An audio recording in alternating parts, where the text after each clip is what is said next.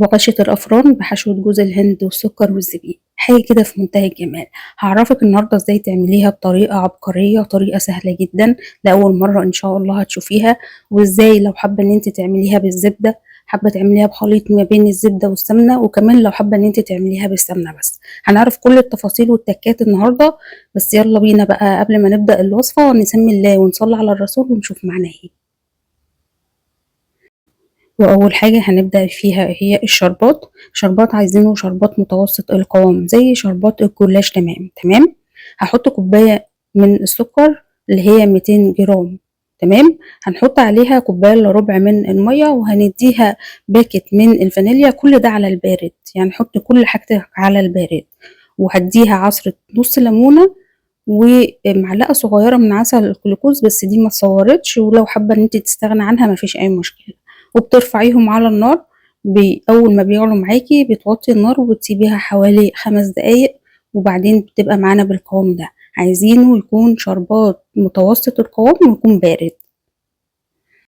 نبدأ في خطوة العجن. كوباية ونص من المية، وبنحط كوباية واحدة بس، وبنسيب نص الكوباية جنبينا لو احتاجناه. لو محتاجناهوش خلاص، لأن كل دقيق غير التاني زي ما بنقول كل مرة. معلقتين كبار من السكر ورشة صغيرة من الملح. هنقلب المكونات دي مع بعضيها كويس قوي لحد ما السكر والمية يدوبوا مع بعض. طبعا البغاشة أو الفطير ما بتحطلوش أي مادة رافعة ولا خميرة ولا بيكنج باودر. هنكون مجهزين نص كيلو من الدقيق، والدقيق ده تنخليه مرة واتنين علشان تحصلي على أحسن نتيجة. وهنبدأ بقى إن احنا نعجن.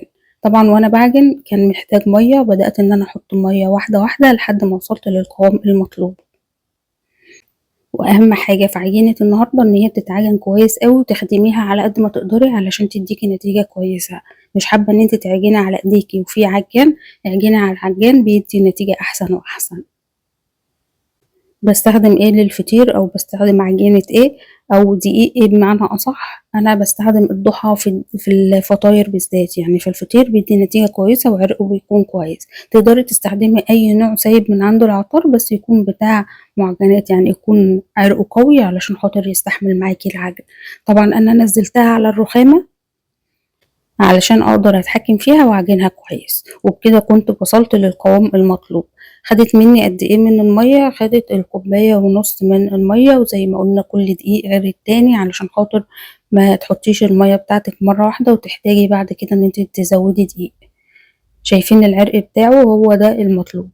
على طول هسيب بس العجينة بتاعتي دي ترتاح شوية، بس بشكلها قبل ما بريحها، يعني بريحها بس بعد التشكيل، تمام. هنقسمها بقى، وشوفي انت عايزاها كام واحدة على حسب الكمية اللي انت عايزاها. انا قسمتها على 10 وحدات، يعني هعمل 10 فطاير او 10 من البواشة بتاعت الافران. ولو في ميزان حاولي ان انت تظبطي ايديكي علشان خاطر كلهم يبقوا قد بعض. خلاص بعد ما كورتهم وشكلتهم بالشكل اللي حضرتك شايفاه ده، لازم تنعميها كده ما بين ايديكي. على طول بغطيهم بكيس تلاجة نضيف، وبسيبهم يرتاحوا بس حوالي 10 دقايق او ربع ساعة بالكتير قوي، يعني ما تسيبيهاش ترتاح زي الفطير، لان البغاشة من الحاجات اللي مش عايزين نريحها زيادة عن اللزوم. خلاص كده هبدأ بقى ان انا اغطيها واسيبها ترتاح زي ما قلنا. وهنبدأ ان احنا نعمل الحشوة بتاعتنا اللي احنا هنحشيها النهاردة، او هنحضر برضو خليط التوريق اللي احنا هنشتغل بيه.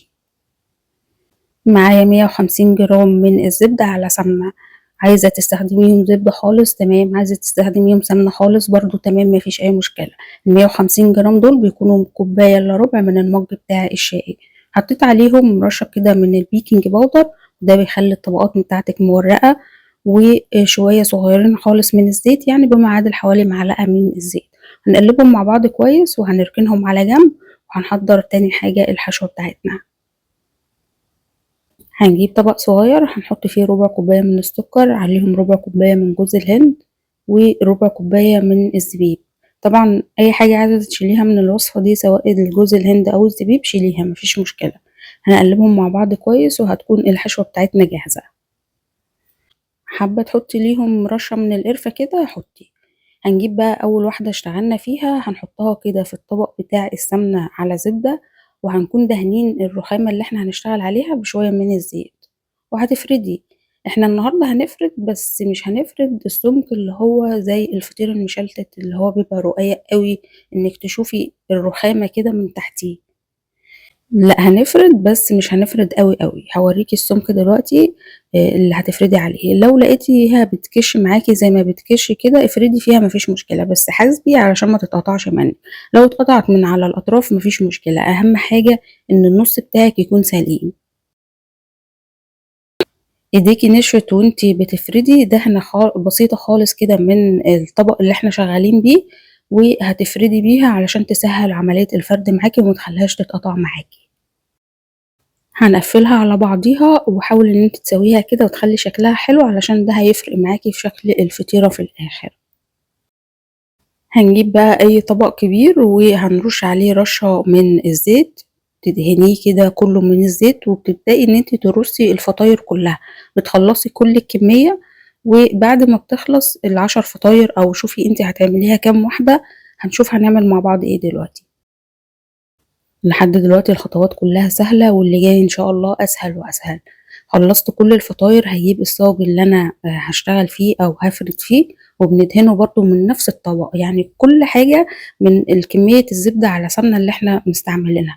وفي الاخر كمان اتفضل معايا حوالي معلقة كبيرة او معلقة ونص كمان، يعني ما خدتش كل الكمية. بعد ما فردت ال10 فطاير جبت اول واحدة خالص وبنحطها قدامنا على الرخامة، بتخلي الوش اللي هو السليم بتاعك لفوق زي ما احنا شايفين بالشكل ده، وبتدوسي على الاطراف وتخلي الاطراف رفيعة جدا معاكي علشان بعد كده ما تبقاش تخينة وانتي بتلفي اللفة اللي احنا هنلفها. خلاص ظبطنا الفطيرة خلاص. وبالنص ما بتدوسيش عليه قوي، ما بتضغطيش عليه قوي علشان ما يتقطعش معاكي. ما دام ارتاحت بتتفرد بكل سهولة زي ما انت شايفة كده. بنقلبها بقى. تمام، بعد ما بتقلبيها بيكون الوش السليم هو اللي تحت. بندهنها دهنة بسيطة خالص من السمنة على زبدة، وبنجيب معلقة كبيرة من الحشوة اللي احنا عاملينها وبنحطها بالشكل ده، وبتفرديها كده وبتظبطيها علشان خاطر تبقى في نص الفطيرة بالظبط. وبعد كده بقى بنجيب الأطراف وبنقفلها على بعضيها. قفلي من الجناب كده، اضغطي عليها علشان خاطر الحشوة ما تطلعش معاكي. طبعا تقدري تحشي أي حشوة، عايزة تعملي مهلبية الكدابة أو القشطة الكدابة اعمليها، وحطي بس ما تكتريش، يعني حطي كمية بسيطة خالص علشان خاطر برضو ما تفتحش معاكي أو تطلع من الجناب. حابة تحشيها معلقة من النوتيلا شغال وماشي وزي الفل. كده بقى هنعمل تاني فطيرة بالشكل ده. بصي التشكيل مفيش اسهل منه، هتشكلي في ثواني وانت واقفة، مش هياخد معاكي ولا وقت ولا مجهود. والنهاردة انا عملت الطريقة دي علشان خاطر ما نعملش بالزبدة اللي هي ماسكة نفسيها، لا احنا مسيحينها على النار عادي خالص، وبس بتشتغلي بيها وهي باردة معاكي، يعني ما تشتغليش بيها وهي سخنة علشان ما تسحش معاكي زيادة عن اللزوم. اول ما بتسيحيها كده الكوباية الا ربع من السمنة على الزبدة، بتسيبيها تهدى بس 5 دقايق وبتشتغلي بيها على طول. خلصت كل الكمية، دهنت الوش بتاعها برضو بشوية كده من السمنة على زبدة، وممكن شوية قشطة لو حابة، وممكن ما تدهنيش حاجة خالص، هي واخدة سمنتها الكافية كمان. بس كده بتديها لون حلو وأحلى كمان. هنبتدي بقى نسخن الفرن بتاعنا على أعلى درجة، على درجة عندك من فوق ومن تحت. لو ما بيشتغلش فوق وتحت شغلي من تحت. أول ما بتاخد معاكي لون على طول بتولعي عليها الشواية، بتطلع من الفرن ما بتاخدش وقت كتير، يعني زي الفطير الصغير اللي احنا كنا عاملينه، حوالي ربع ساعة بالكتير قوي أو 10 دقايق في الفرن. بس دي ما الفرق بينها وبين الفطير اللي احنا كنا عاملينه ان احنا بننشف دي شوية من تحت، بنخليها مقرمشة شوية. تمام، لان كده كده القلب بتاعها بيبقى طري، فاحنا عايزين نقرمشها من فوق ومن تحت شوية. بس اول ما بتطلع بتاخد بقى الشربات بتاعها، بتديها كل واحدة كده حوالي معلقتين من الشربات. اول ما بتحطي عليها الشربات، هو الشربات بيطريها بس بيخليها منفوخة زي ما هي. تمام، وبكده بقى بيكون ميكس معانا الفطيرة طرية أو البغاشة طرية ومقرمشة من تحت والحشوة من جوه، حاجة كده في منتهى اللذاذة. أتمنى من كل قلب إن انتوا تجربوها، وبألف هنا وشفا مقدما إن شاء الله للي هيجربها، وربنا يحسن ما بين إيديكم يا رب. هسيب ليكي كل المكونات والمقادير اللي أنا استخدمتها النهاردة في صندوق الوصف. لو أول مرة بتشوفيني، لايك وشير واشتراك في القناة علشان يوصلك كل جديد، ومتنسيش اللايك للفيديو.